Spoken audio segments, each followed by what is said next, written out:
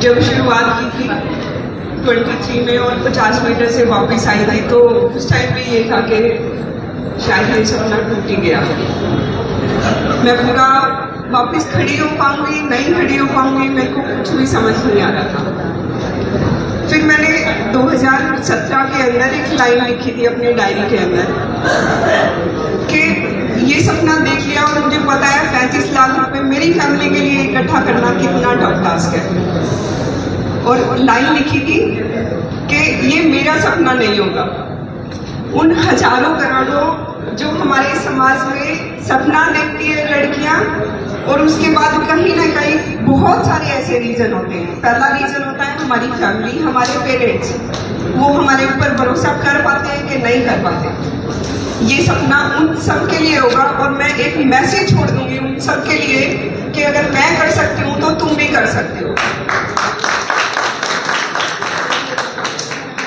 और जिस टाइम मैं माउंट एवरेस्ट अभी सेकेंड टाइम जब थी, मैंने अपने शिल्पा को बोला कि दाई मैं सिर्फ यहाँ से वापस आई, उस जहाँ से वापस आई थी और जहाँ पे समिट है सिर्फ 30 मिनट का फर्क है।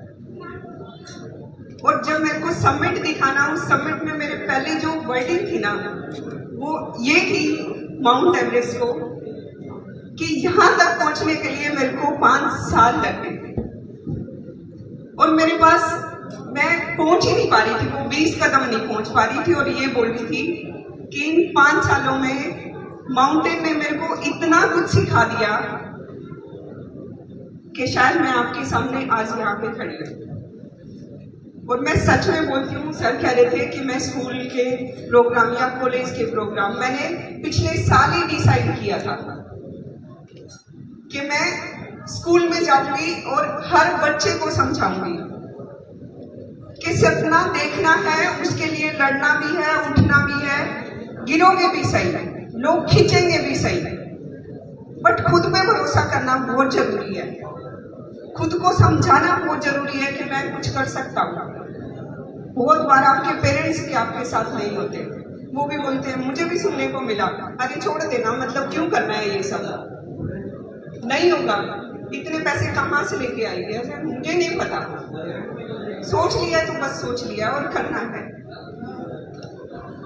और जब मैं अनिल भाई साहब से मिली, अनूप सर से मिली थी, मैं पहले अनूप सर से फॉर्मल मीटिंग हुई थी हमारी, और उन्होंने बोला था कि मैं कैसे ऐसे इंटरव्यू लेता हूँ चाय पे चर्चा, तो तू आ जाए। मैंने कहा इतना कुछ हो गया है, मेरे को कोई इंटरव्यू नहीं करना।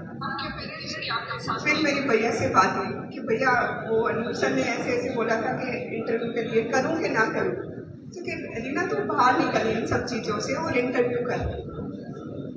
वो चाय पे चर्चा कंटिन्यूसली चलती रही और 4 महीने में अनूप सर ने, अनिल भैया ने, पूरे गांव ने और पूरा समाज जो मेरा सिटी का है, मेरा कोई भी ऐसा पर्सनल मतलब वो नहीं था जिन्होंने इवन 11 रुपए भी मुझे गूगल पे किए हैं कि जादू को अपना सपना पूरा कर। तो मैं कैसे कह सकती हूँ ये मेरा सपना है, मैंने किया है, मैंने नहीं किया है भाई। पूरा टाइम जब मैं क्लाइंब कर रही थी तो मुझे यही लग रहा था कि मेरे को अगर मैं किसी एक कदम भी अब की बात रुकूंगी ना, तो वो सब रुकेंगे और उन सब की जो ब्लेसिंग है वो मेरे को आगे धकेलती थी। अदरवाइज मेरे को खुद इमेजिन नहीं हो रहा कि अरे मैं 20 घंटे में क्लाइंब करके आ रही हूँ, मुझे नहीं फील हो रहा, मेरी पावर नहीं थी। वो सच बोलते हैं कि जब आप शिद्दत से कोई काम करते हो तो पूरी कायनात जुड़ जाती है, और वो जुड़ी और मैंने फील भी किया उसको, और आप सब थे मेरे साथ में। मेरा कुछ भी नहीं था, मैंने मेहनत की, बनाया आपने। मेरे माँ बाप ने जन्म दिया, नाम दिया है। एक वाक्य है कि माउंटेनियर का वर्ड जो है ना, वो मेरे गुरु ने मुझे बोला था कि बहुत भारी है, तो इसको संभाल पाएंगे कि नहीं संभाल पाएंगे। ऐसे कि माउंटेनियर तब लगाऊंगी जब आप खुद बोलोगे। और जब मैं सबमिट करके आई, उन्होंने मुझे बोला कि मैं 20 घंटे में ये सब करके आई, और मेरे लिए बहुत प्राउड का मोमेंट था उस टाइम जब वो पीठ थपथपा रहे थे और शाबाश नहीं बोल पाए, लेकिन फिर भी मुझे बोले स्ट्रॉन्ग है ना तू।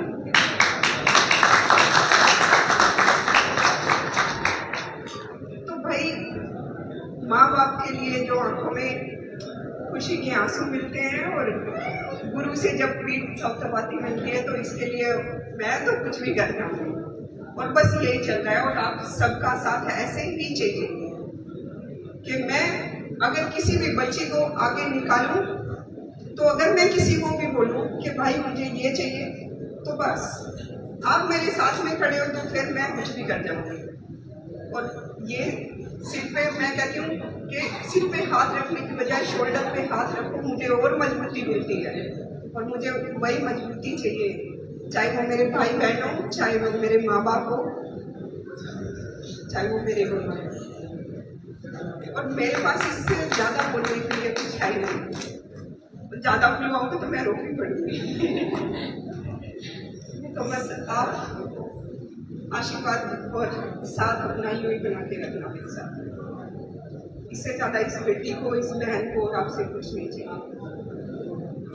नाम के मैं यही चाहती हूँ कि आज अगर रीना भट्टी बोल रही है तो नेक्स्ट ईयर कोई दूसरी रीना भट्टी यहाँ के बोले और मैं वहाँ बैठे थे। यही चाहिए। Thank you.